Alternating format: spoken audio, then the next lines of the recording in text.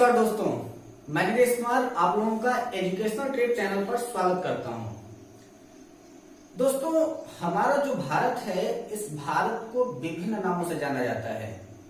हमारे इस भारत को भारत, कई सारे लोगों ने जो अंग्रेज भारत आए उन्होंने हमारे भारत को इंडिया, हमारे भारत में जब आर्य आए तब से हमारे भारत को आर्यावर्त के नाम से जाना जाने लगा। और जब विभिन्न प्रकार के विदेशी यात्री हमारे भारत में देश में आए तो उनमें से कुछ यात्रियों ने हमारे भारत को हिंदुस्तान नाम दिया। इसलिए हमारे भारत के यह चार नाम सबसे ज्यादा प्रसिद्ध होते हैं: भारत, इंडिया, आर्यावर्त और हिंदुस्तान। हिंदुस्तान का अर्थ होता है जहां पर हिंद के वासी रहते हो, उसे हिंदुस्तान के नाम से जाना जाता है। अब हमारा जो हिंद के वासी, जो हमारे हिंदुस्तान के वासी हैं, उस हिंदुस्तान के रहने वालों का इतिहास क्या है, वह किस प्रकार से जुड़े, उनकी सभ्यता या उनकी संस्कृति क्या है, उन सारी चीजों के बारे में जो हमें जानकारी मिलती है वह हमारे इतिहास के 3 प्रमुख अध्यायों से मिलती है, जिसे हम लोग प्राचीन इतिहास, मध्यकालीन इतिहास और आधुनिक भारत के इतिहास के नाम से जानते हैं। प्रत्येक प्रतियोगी परीक्षाओं के दृष्टि से आपके यह जो चैप्टर्स होते हैं वो सबसे ज्यादा इंपॉर्टेंट कहे जाते हैं। इसलिए हम लोग सबसे पहले आज बात करना शुरू करते हैं अपने प्राचीन इतिहास के बारे में। सबसे पहले हम लोग जानते हैं कि हमारे भारत की प्राचीनता क्या है। तो आइए शुरू करते हैं हम अपना आज का टॉपिक। सबसे पहले बात यह आ जाती है कि जो आपका भारत का इतिहास है, जिसे हम लोग प्राचीन इतिहास से आज हम शुरुआत कर रहे हैं, उस प्राचीन इतिहास के बारे में जो जानकारी है वह मुख्यतः 4 स्रोतों से प्राप्त होती है। वह चारों स्रोत कौन कौन से हैं? तो वह चारों स्रोत हैं, सबसे पहले आ जाते हैं आपके धर्म ग्रंथ, इसके बाद आता है आपका ऐतिहासिक ग्रंथ, इसके बाद है आपका विदेशियों का विवरण और इसके बाद है आपके पुरातत्व संबंधी साक्ष्य। जो आपके धर्म ग्रंथ हैं, उन सभी धर्म ग्रंथों में सबसे पहले आपके वेद आते हैं, वेद के बाद आपके वेदांग आते हैं, इसके बाद कई प्रकार के पुराण आते हैं। उसी पुराणों के बारे में कहा गया है, अष्टादश पुराणेषु व्यासस्य वचनद्वयम् परोपकाराय पुण्याय पापाय परपीडनम्। हमारे 18 पुराण हैं और उन्हीं 18 पुराण का अगर सही प्रकार से देखा जाए कि मूल स्रोत क्या है, इसके बारे में बताया गया कि जैसे जैसे लोग कहते हैं कि जैसे जैसे हमारे जो वेद हैं, उन वेद की जितनी ऋचाएं हैं, उन ऋचाओं से ही संबंधित होकर के आपके पुराणों की रचना की गई है। महर्षि वेदव्यास ने जब 18 पुराण की रचना की तो उन 18 पुराण की रचना के पश्चात यह देखा गया कि आखिर कलयुग में मनुष्यों के पास समय नहीं होगा, तो क्या वह सही प्रकार से सभी के सभी पुराणों को पढ़ेंगे? तब उस समय में जब नारद जी से इस बारे में बात किया गया और जब नारद जी व्यास जी के पास गए और उन्होंने इसके बारे में बात किया कि आखिर यह जो आपके 18 पुराण है, इन 18 पुराण का ध्येय क्या है, इनका मूल मंत्र क्या है, तब व्यास जी ने बताया कि अष्टादश पुराणेषु व्यासस्य वचनद्वयम् परोपकाराय पुण्याय पापाय परपीडनम्। यानी कि जो 18 पुराण है, उन 18 पुराण में केवल 2 ही बातें बताई गई हैं कि दूसरों का भला करना, दूसरों का उपकार करना, परोपकाराय पुण्याय, वही आपका पुण्य है, और दूसरों को कष्ट देना, दूसरों को तकलीफ देना, वह आपका पाप है। यानी कि मनुष्य को कभी भी ऐसा कोई कर्म नहीं करना चाहिए जिसकी वजह से हमारे अपनों को कोई भी तकलीफ हो सके। जब बात ऐतिहासिक ग्रंथों की होती है तो उन सभी ऐतिहासिक ग्रंथों में विभिन्न प्रकार के राजाओं के बारे में विवरण दिया गया, जिसमें से कई प्रकार के कवि हुए जिन्होंने अपने राजाओं के लिए वीरदावलियां गाई। उन्हीं में जो सबसे प्रमुख ऐतिहासिक ग्रंथ हैं, उन प्रमुख ऐतिहासिक ग्रंथों में 2 महाग्रंथों का नाम लिया जाता है, जिनमें सबसे पहला महर्षि वेदव्यास के द्वारा लिखा गया महाभारत और दूसरा महर्षि वाल्मीकि के द्वारा लिखा गया रामायण। उसी रामायण का फिर बाद में अवधी भाषा में अनुवाद करने का कार्य किया गोस्वामी तुलसीदास जी ने। इसके पश्चात आता है आपके विदेशियों का विवरण। तो हमारा भारत जो था वो पहले से ही शिक्षा का एक बहुत बड़ा केंद्र हुआ करता था। नालंदा और तक्षशिला नाम के 2 विश्वविद्यालय हमारे भारत में थे, जहां से चीन से होकर के कई प्रकार के लोग हमारे भारत में आते थे, यहाँ पर विवरण पढ़ते थे और विदेशों में जाकर के हमारे भारत की महत्ता के बारे में बताते थे। जैसे कि फाहियान, वेनसोंग, ऐसे न जाने कितने यात्री आए जो विभिन्न राजाओं के समय में वह आए और भारत के इतिहास के बारे में बताया, और उनको बताने के पश्चात उन्होंने विभिन्न प्रकार की पुस्तकें लिखी और उन्हीं पुस्तकों के द्वारा जो विदेशियों का विवरण है उससे हमारे भारत की प्राचीनता का प्रमाण मिलता है।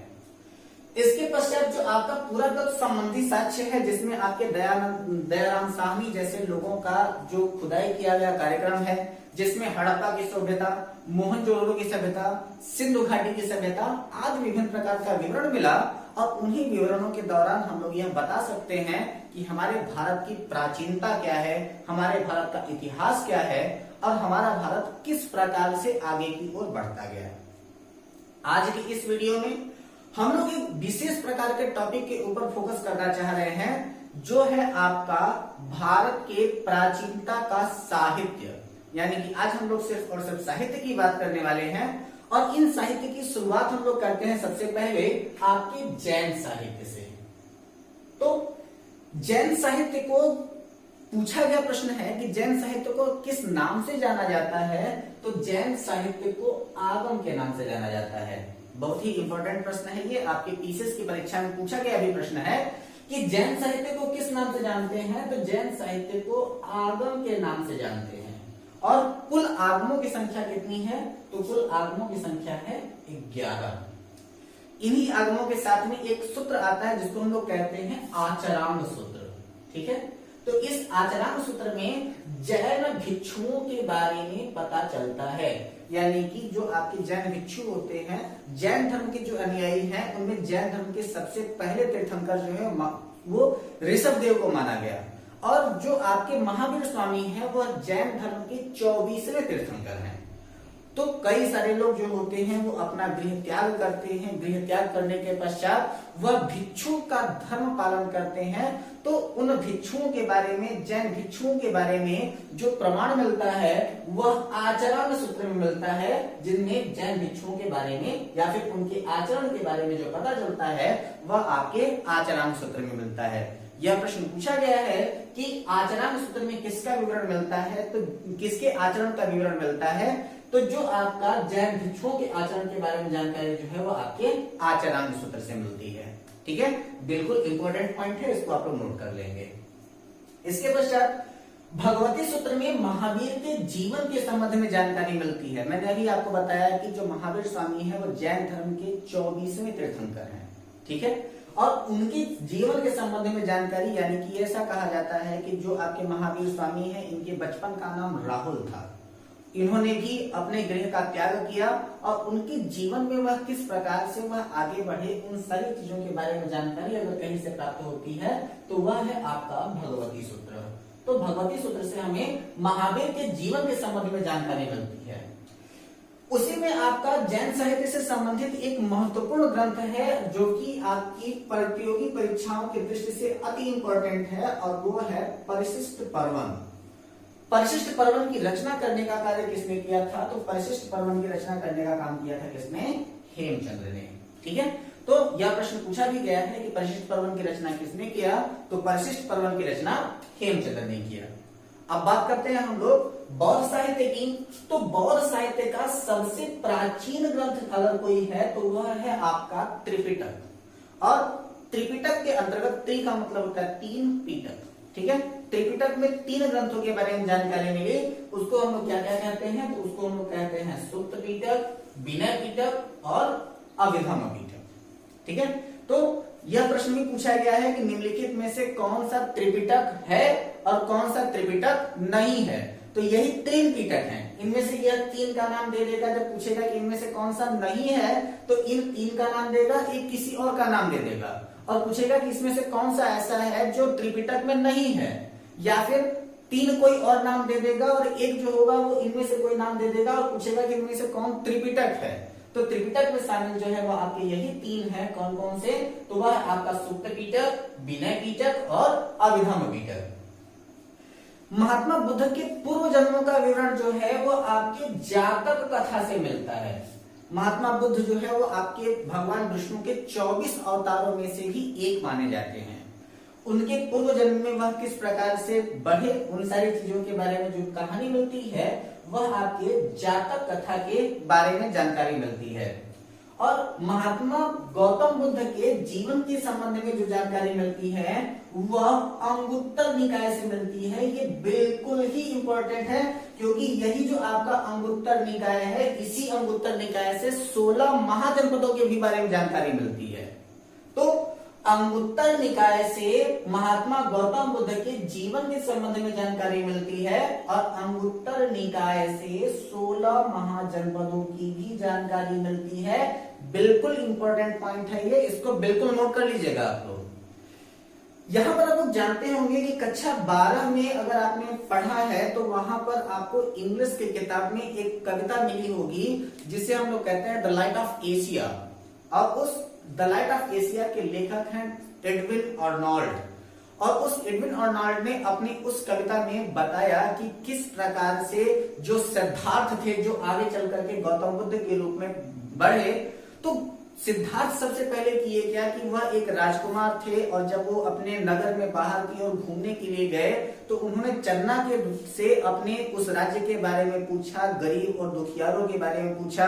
उन्होंने एक बूढ़ी औरत को देखा, एक बीमार औरत को देखा, एक आदमी जो मरा हुआ था उसे देखा, जिसकी वजह से उनका जो जीवन था वह वैरागी की ओर मुड़ गया। और जब वह वैरागी होना चाहते थे तो उस समय राजा शुद्धोधन को सपने में 7 स्वप्न दिखाई दिए और उन 7 स्वप्नों के बारे में जब उन्होंने विभिन्न प्रकार के ऋषियों से पूछा तब उसी 7 विजन्स यानी कि 7 दृश्य के बारे में जानकारी मिली, जिसकी व्याख्या अंगुत्तर निकाय में की गई है।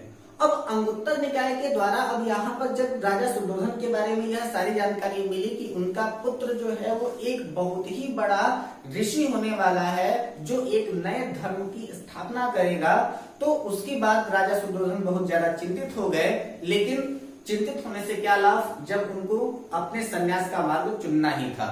तो अंगुत्तर निकाय में 16 महाजनपदों का विवरण मिलता है। बौद्ध ग्रंथ मिलिंद पन्हु एक बहुत ही ज्यादा प्रमुख ग्रंथ है जिसको हम लोग कहते हैं मिलिंद पन्हु। और उसी मिलिंद पन्हु में बौद्ध भिक्षु नागसेन और यवन शासक मेनांडर, ये आपकी पीसीएस की परीक्षा में, पीएचयू एंट्रेंस की परीक्षा में और एसएससी की परीक्षा में तीनों पूछा गया प्रश्न है ये। तो बौद्ध ग्रंथ जो मिलिंद पन्हु है उसमें बौद्ध भिक्षु नागसेन और यवन शासक मेनांडर, इन दोनों के बीच जो वार्तालाप हुई थी, बातचीत हुई थी, उसका विवरण मिलता है। प्रश्न ऐसे पूछा गया है कि बौद्ध भिक्षु नागसेन और यवन शासक मेनांडर के बीच में बातचीत का विवरण कहां मिलता है? तो वह मिलता है आपके मिलिंद पन्हु में। ठीक है। इसके बाद आता है क्या कि तारानाथ ने दीपवंश और पंचवंश, ये जो आपका पंचवंश है इसे महावंश के ही नाम से जाना जाता है। तो तारानाथ ने दीपवंश और पंचवंश नामक ग्रंथ की रचना किया था। इसके भी बारे में पूछा गया है कि दीपवंश और पंचवंश की रचना किसने किया? तो दीपवंश और पंचवंश की रचना किसने किया है? तो वह किया है आपके तारानाथ ने। अब हम लोग बात करते हैं आपके धर्मोत्तर साहित्य के बारे में। और धर्मोत्तर साहित्य में विभिन्न प्रकार के लेखक हुए और उन सभी के सभी लेखकों के बारे में हम लोग बात करते हैं कि उनकी प्रमुख पुस्तक कौन सी है और उनके लेखक कौन कौन से हैं। तो अब हम लोग देखते हैं क्या है। सबसे पहले आपका धर्मोत्तर साहित्य की पहली पुस्तक जो है वो आपकी मानी जाती है अष्टाध्यायी। और उस अष्टाध्यायी के लेखक कौन है? तो अष्टाध्यायी के लेखक है महर्षि पाणिनि। अब अष्टाध्यायी के बारे में अगर हम बात करें तो वहां पर हमको 2-3 चीजें यहाँ पर पता चल जाती हैं। क्या कि जो आपके सबसे पहले अष्टाध्यायी है, उस अष्टाध्यायी के बारे में ये कहा जाता है कि सबसे पहले महर्षि पाणिनि जो थे वो एक ऐसे बालक थे जो पढ़ने लिखने में बहुत ज्यादा कमजोर थे। तो एक बार इनके गुरु ने जब इनका हाथ देखा तो इनके हाथ में कहा गया कि विद्या की रेखा ही नहीं है। तब इन्होंने कुश के द्वारा अपने हाथ को काट करके अपने गुरु के सामने लेकर के गए विद्या की रेखा बना करके, और उन्होंने अपने गुरु से पूछा कि क्या अब मैं पढ़ने के लायक हूँ कि नहीं, क्या मैं अब पढ़ सकता हूँ कि नहीं। तो उस समय इनके गुरु ने इनको सबसे अधिक विद्वान होने का आशीर्वाद दिया और उसके बाद महर्षि पाणिनि ने सबसे पहले संस्कृत व्याकरण की रचना किया और संस्कृत व्याकरण का आधार माने जाने वाले 14 महेश्वर सूत्रों की रचना भी आपके महर्षि पाणिनि ने की थी और वह 14 महेश्वर सूत्र हैं अहि उण रिल ऋग ए अंग ए अ छय अवर लड़ यमंगणनम झबय गणदस जब गणदस खब छट थ चट तव कपय सखसर हल। इन्हीं 14 सूत्रों के आधार पर उन्होंने सबसे पहले संस्कृत व्याकरण की रचना किया है और महर्षि पाणिनि का जो सबसे प्रसिद्ध ग्रंथ माना जाता है वह है आपका अष्टाध्यायी। इसके बाद है आपका अर्थशास्त्र। अर्थशास्त्र के लेखक जो है वो आपके कौटिल्य, विष्णुगुप्त या फिर चाणक्य को माना जाता है। तो जो आपका अर्थशास्त्र जब इन्होंने लिखा था तो उस समय जो आपके विष्णुगुप्त हैं यानी कि जो आपके चाणक्य हैं वो सबसे पहले घनानंद के साम्राज्य में एक मंत्री के तौर पर कार्य करते थे। उस समय जो आपका घनानंद जो है वो मगध साम्राज्य का शासक था और उन्होंने जब विष्णुगुप्त का अपमान किया तो विष्णुगुप्त के अपमान करने के बाद उन्होंने मगध साम्राज्य का विनाश करने के लिए उन्होंने प्रतिज्ञा की और उन्होंने सबसे पहले मौर्य साम्राज्य की स्थापना की जिसके प्रथम शासक जो है वो चंद्रगुप्त मौर्य को माना जाता है। उसी विष्णुगुप्त यानी कि उसी चाणक्य की जो पुस्तक है वह आपकी अर्थशास्त्र है और इन्हें अर्थशास्त्र का प्रणेता और राजनीति का एक बहुत ही विद्वान माना जाता है। अगला है आपका मुद्रा राक्षस और मुद्रा राक्षस को लिखने वाले हैं विशाख दत्त। इसके बाद है आपका कथा सागर। कथा सागर को लिखा था सोमदेव ने। बृहद कथा मंजरी उसको लिखा था क्षेमेंद्र ने। महाभाष्य लिखा था पतंजलि ने और इसी पतंजलि को योग का सबसे प्रथम गुरु के ही रूप में जाना जाता है जिनके शिष्य बाबा रामदेव माने जाते हैं। इन्होंने ही अपने गुरु के ही नाम पर पतंजलि नामक कंपनी की स्थापना किया है और उसी पतंजलि के ही नाम पर वो अपनी योग की दीक्षा दिया करते हैं। इसके बाद है आपका मृच्छकटिकम और उस मृच्छकटिकम के राज को जो लेखक हैं वो है आपके शूद्रक। इसके बाद है मालविका के मित्रम, उसके लेखक है महाकवि कालिदास और महाकवि कालिदास जो है वो पंचरत्नों में से भी एक रहे हैं। इसके बाद है आपका अभिज्ञान शाकुंतलम। अभिज्ञान शाकुंतलम के लेखक भी आपके कौन है? कालिदास जी हैं। इसके बाद है आपका मेघदूतम। मेघदूतम के लिए जो लेखक कालिदास हैं। रघुवंशम महाकाव्यम। रघुवंशम महाकाव्यम के भी लेखक कौन है? आपके कालिदास जी हैं। हर्षचरित। हर्ष एक बहुत ही दानी प्रतापी राजा था जो प्रत्येक 5 वर्ष के पश्चात प्रयागराज में आकर के अपने संपूर्ण संपत्ति का दान कर दिया करता था।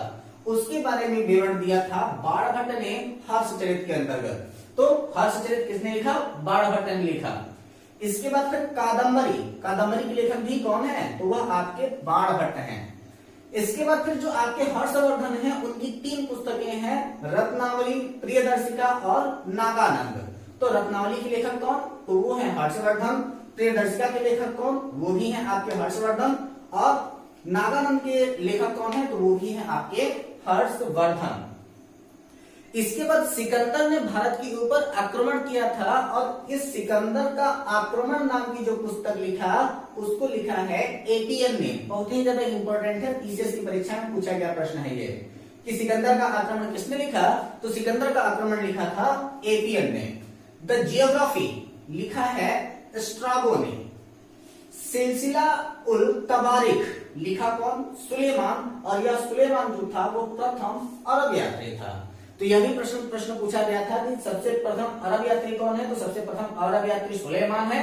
या फिर यह भी प्रश्न पूछा जाता है सिलसिला उल तवारीख किसने लिखा? तो सिलसिला उल तवारीख लिखने वाले कौन है? सुलेमान है। कोई दिक्कत? चलिए आगे। इसके बाद है तहकीक ए हिंद। तहकीक ए हिंद किसने लिखा? तो तहकीक ए हिंद लिखने वाले हैं अलबरूनी जो कि ईरान के रहने वाले थे। और अलबरूनी के जब जन्म के 1000 साल पूरे हो गए तब ईरान में एक डाक टिकट भी चलाया गया था। इसके बाद है आपका तवकात ए नासिरी। उसको लिखने वाले हैं मिनहाज उल सिराज। ठीक है, तो तवकात ए नासिर के लिखे लेखक कौन है? तो वो है आपके मिनहाज उल सिराज। इसके बाद है तारीख ए फिरोजशाही और तारीख ए फिरोजशाही के लिखने वाले कौन है? जियाउद्दीन बर्नी। ये भी प्रश्न पूछा गया है कि जियाउद्दीन वर्नी की किताब का क्या नाम है। तो कई सारे लोगों को तो जियाउद्दीन वर्नी का नाम भी याद नहीं होता है। तो जियाउद्दीन वर्नी कौन है? तो ये आपके तारीख-ए-फिरोजशाही के लेखक हैं। इसके बाद रेहला, रेहला नाम की पुस्तक लिखा था किसने? इब्न बतूता ने। ठीक है। इसके बाद है फतुहात-ए-फिरोजशाही। तो फतुहात-ए-फिरोजशाही किसने लिखा? फिरोज शाह तुगलक ने। ठीक है। तो फिरोज शाह तुगलक जो है आपको तुगलक वंश का एक शासक भी था और उसने क्या लिखा था? फतुहात-ए-फिरोजशाही लिखा था। क्योंकि किसने लिखा है? तो वो है आपके फाहियान ने लिखा है, जो प्रथम चीनी यात्री था जो चंद्रगुप्त द्वितीय के समय में भारत आया था। ठीक है। यह भी प्रश्न पूछा गया है कि फाहियान कब भारत आया? तो फाहियान जो है वो प्रथम चीनी यात्री था जो चंद्रगुप्त द्वितीय के समय में भारत आया। इसकी पुस्तक का क्या नाम है? तो इसकी पुस्तक का नाम है फोक्योकी। इसके बाद है सीक्यूकी। जो आपका सीयूकी है वह इसको लिखने वाले कौन है? तो उसको लिखने वाले हैं फेंगसांग, जो कि हर्षवर्धन के समय में भारत आए थे। ये भी प्रश्न पूछा गया है कि फेंगसांग भारत कब आया? तो फेंगसांग भारत आया था हर्षवर्धन के समय में। उसकी पुस्तक का क्या नाम है? तो उसकी पुस्तक का नाम है सीयूकी। ठीक है। इसके बाद फिर लिखा है हिस्टोरिका, और हिस्टोरिका को लिखने वाले कौन है? हेरोडोटस। ठीक है, हेरोडोटस। और इसी हेरोडोटस को इतिहास का पिता भी कहा जाता है। Who is the father of history? तो Herodotus is the father of history. इतिहास का पिता किसे कहा जाता है? तो इतिहास का पिता कहा जाता है किसे? हेरोडोटस को। इसके बाद है इंडिका। इंडिका के लेखक कौन? तो वो है आपके मेगस्थनीज। इसके बाद भारत का भूगोल। भारत का भूगोल किसने लिखा? तो भारत का भूगोल लिखने वाले हैं टालमी। ये पूछा गया प्रश्न भी है और ये तो काफी ज्यादा प्रसिद्ध पुस्तक भी है, तो लगभग लोग इसके बारे में जानते होंगे। इसके बाद नेचुरल हिस्ट्री को लिखा था प्लानी। और ये जो आपके प्लानी है, इनकी जो पुस्तक आती है वो प्लानी द एल्डर के नाम से आई थी। ठीक है। तो नेचुरल हिस्ट्री के लेखक कौन है? तो वह है आपके प्लानी है। ये कुछ आपके प्रमुख लेखक या कवि हैं जिनकी पुस्तकों के बारे में बार बार आपकी प्रतियोगी परीक्षाओं में पूछा जाता है। कुछ और महत्वपूर्ण जानकारियां जैसे जैसे हमारे टॉपिक में मिलती जाएगी वैसे वैसे हम आपको बताते जाएंगे। इसके बाद है आपके मानव के द्वारा सर्वप्रथम तांबे का उपयोग किया गया था। यह भी प्रश्न पूछा गया है कि सबसे पहले मनुष्य ने किस धातु का उपयोग किया? तो मनुष्य ने सबसे पहले जिसका उपयोग किया वह है आपका तांबा। जो आपका प्रथम ज्ञानी मानव है या फिर मनुष्य का जो साइंटिफिक नेम है उसे हम लोग क्या कहते हैं? Homo sapiens. ठीक है। तो प्रथम ज्ञानी मानव को क्या कहा जाता है? तो उसे कहा जाता है होमो सैपियंस। अग्नि का आविष्कार जो है वो कब हुआ है? तो अग्नि का आविष्कार हुआ है पूरा पाषाण काल में। और पूरा पाषाण काल का जो प्रमुख स्थल है वो है आपका भीमबेटका, जो कि मध्य प्रदेश में है, तथा दूसरा है हुस्गी, जो कि आंध्र प्रदेश में है। ये महत्वपूर्ण क्वेश्चन है, इसको ध्यान रखेंगे आप लोग। ठीक है। तो पूरा पाषाण काल का जो प्रमुख स्थल है वो कौन सा है? आपका भीमबेटका है, जो कि मध्य प्रदेश में है, तथा हुस्गी है जो कि आंध्र प्रदेश में है। इसके बाद है आपका पहिए तथा कृषि का आविष्कार जो है वो आपके किस काल में हुआ है? तो नवपाषाण काल में हुआ है। यूपी SSSC की परीक्षा में यह पूछा गया प्रश्न है। ठीक है। तो प्रश्न क्या कहता है कि पहिए तथा कृषि का आविष्कार कब हुआ है? तो पहिए तथा कृषि का आविष्कार हुआ है कब? नवपाषाण काल में। अब कृषि का पहला साक्ष्य जो है वो आपका कहां से मिला है? ये भी आपका इतिहास का पूछा गया प्रश्न है, बहुत ही ज्यादा इंपॉर्टेंट है कि कृषि का पहला साक्ष्य मिला है कहां से? मेहरगढ़ से, जो वर्तमान समय में पाकिस्तान में है। ठीक है। तो कृषि का पहला साक्ष्य मिला है कहां से? मेहरगढ़, जो कि कहां पर है? अब पाकिस्तान में है। नवपाषाण काल के जो प्रमुख स्थल हैं वो हैं आपके बुर्ज गोमर, जो कि जम्मू कश्मीर में है, बिराज, जो कि बिहार में है, और सरानाहर, जो कि उत्तर प्रदेश में है। आप लोग ये पूरे के पूरे टॉपिक को एक बार कैप्चर कर लें, यानी कि स्क्रीनशॉट ले लें।